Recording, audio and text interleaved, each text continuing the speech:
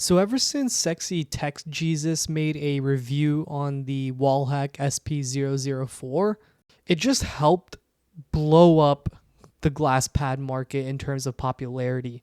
And suddenly, we were seeing so many more inquiries about the Wallhack SP004 across our favorite mousepad review subreddit.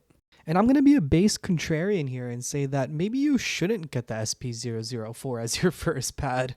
And no matter how handsome Optimum Tech is, don't let him fool you. The SP004 shouldn't be the first pad that you get coming from a cloth pad. Hear me out. Let me introduce you to the Pwnage Ultraglide. Pwnage's first and only glass pad surface offering. I would absolutely classify this as a balanced glass pad, something that's definitely more digestible than going straight to something speedy like the Wallhack SP004. It offers a very minimalistic design with black and white colors only, and sliding your mouse across this feels like lubing up your body in baby oil and gliding across the floor. And according to Melon Review, a great peripheral reviewer in the space, the Ultraglide is a Glassworks Kazemi clone, as close as Pwnage could legally make. Both pads are made in the same factory and they have the exact same design and overall build. The only difference between these two pads is the art and a very, very slight differencing with the pad surfacing. And the Kazemi is just straight up not available anymore, so good luck trying to get it. And honestly, I'm just not really a big fan of the anime girl goon pad design that we're seeing in so many limited time glass pad releases. It's just like really annoying at this point. Quite frankly, I really don't want a pad that screams I'm Grandmaster and Jerkmate. Hence why I prefer the palatable design of the Ultraglide with the performance of the Kazemi. So it comes in two sizes. The first goes for 430 by 340 millimeters at $70, which is just the usual standard sizing for most glass pads in the market.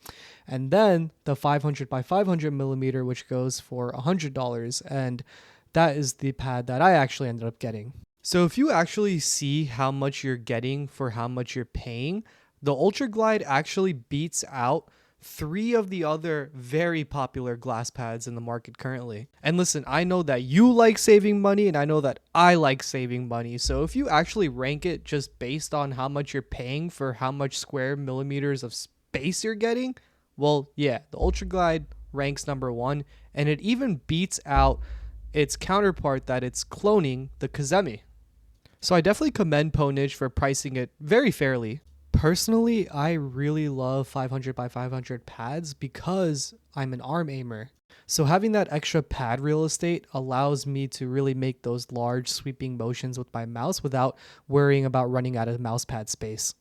So I'll just run through what's underneath real quick. It has a full silicone base and it has a hexagonal or honeycomb design to the back of it. It had no issue sticking to my desk. Matter of fact, it was sticking to my desk like a child holding onto its father knowing he's going on the last milk run. So let's talk surface here because it's very smooth. And what's great about this is that the micro adjustments on the Ultraglide feel very precise and you don't really feel any feedback when you are trying to micro adjust with your mouse. So the medium and long swipes on this pad feel very smooth and snappy. The mouse decelerates and accelerates very quickly on the Ultraglide, so it allows you to be really quick with your swipes, but also be able to stop on a dime. So that's very, very helpful, and it tracks amazing. So for the experience of using this pad, it has a very smooth surface, so you don't need to use a sleeve, but only if you live in an igloo in Antarctica, because that's the only time where you don't need to use a sleeve. Otherwise, if you're living in a hot or humid climate, or if you're having an extended, sweaty gaming session in Silver 2 of Marvel's Rivals, you're definitely going to need a sleeve. You really don't need a special gaming sleeve or anything. You can literally use like a basketball arm sleeve, to be honest. Or even your hoodie sleeve is perfectly fine. Alright, so let's talk skate compatibility here. If you have high quality skates like what you're seeing on the Zowie, you're going to get a very nice and balanced and smooth experience on the pad. You won't need to switch them out at all. Just let the feet run its course. If you don't have dogshit skates, they're going to last a while on a smooth textured pad like this. As long as you're not really eating the skates underneath after a long gaming session, you really should be fine in longevity. Anyway, if you want a very fast experience on the Ultraglide, I would go with the J Dots. If you want a more balanced experience, I'd go with the Unusual Way Silver Foxes. These are the two best recommendations in my opinion. I wouldn't really go with anything else. Alright, so let's talk performance. I want to get one thing out of the way. This works phenomenally on tactical FPS. So those of you who like Counter-Strike and then also the more estrogen-based Counter-Strike Valorant, then, well, I think this pad will be definitely up your alley, especially if you're looking to get into glass for the first time. When I was playing Ballistic, I really had no issues when it came to holding corners, corner peeking, flicking off center line, controlling recoil, and overall just like, aiming like I would in any other TAC FPS. There's enough control and stopping power for me to flick and be able to control the end point of that flick, which is huge for games like Valorant and Counter-Strike where you need to be very accurate and precise with your movements. That deceleration on the pad really allows you to not overshoot when you are flicking to targets in TAC FPS, which is really, really important. Supported by a very strong, smooth glide. So the Ultraglide really harnesses its name in tracking-based FPSs like the finals.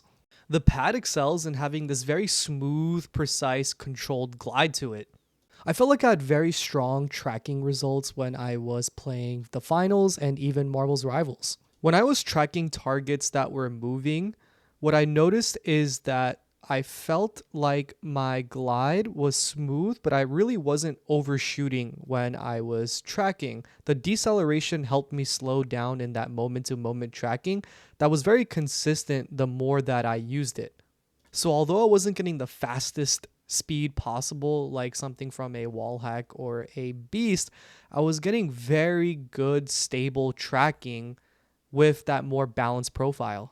Funny enough, I was able to climb way more consistently in rank using the Ultraglide versus something like the Taikusai Beast, which is an overall faster pad, which is actually usually my preference. I think the Ultraglide's balanced surface profile actually brings a very consistent aiming experience versus speedier pads. Like I'm not shitting bricks over figuring out if I'm overshooting or undershooting or overcompensating with a really fast pad like the Beast, where the Ultraglide I can really just be consistent day in and day out, and that's like really important when it comes to just playing at your best.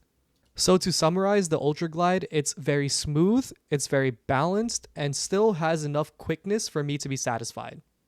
Alright, so before I said that the Ultraglide is a wonderful first glass pad compared to something like the SP004, I really do mean it. Because if you're coming from a control cloth pad or even a balanced cloth pad, shit, even a speed cloth pad, it's going to take time getting used to glass because there's less friction naturally on glass versus cloth. Getting the Ultraglide first before getting something like the SP004 is very important because if you're coming from cloth, you'll have an easier time reining in your mouse control on a more balanced and controllable surface like the Ultraglide. Speaking from experience, it took me way less time to get used to the Ultraglide compared to the wallhack SP004. And it still performed wonderfully. I didn't need all that extra speed. The Ultraglide will hold your hand as you're learning how to develop your mouse control on glass, and it already offers a wonderful glide and balanced experience. You may even want to just stick to the Ultraglide and not even get any faster if it's helping you perform very consistently. And also its pricing is super competitive and I think beats out the competition. So the barrier of entry, aka purchasing it, it's actually the most affordable. But overall, I really love the Ultraglide. It's literally a Glassworks Kazemi clone and it performs just as exceptionally. The price to performance ratio is absolutely fantastic. The design is fantastic and being offered at 500 by 500 millimeters is just a cherry on top. Listen, if you guys liked the video, drop a like. If you guys loved my video, drop a subscribe, man. I love that shit. If you guys want me to review something else, drop it in the comments below. And if you have any more questions about the Ultraglide, also ask below. If you guys want any more shirtless pictures of Optimum Tech, then hit up my business email. See you guys in the next one.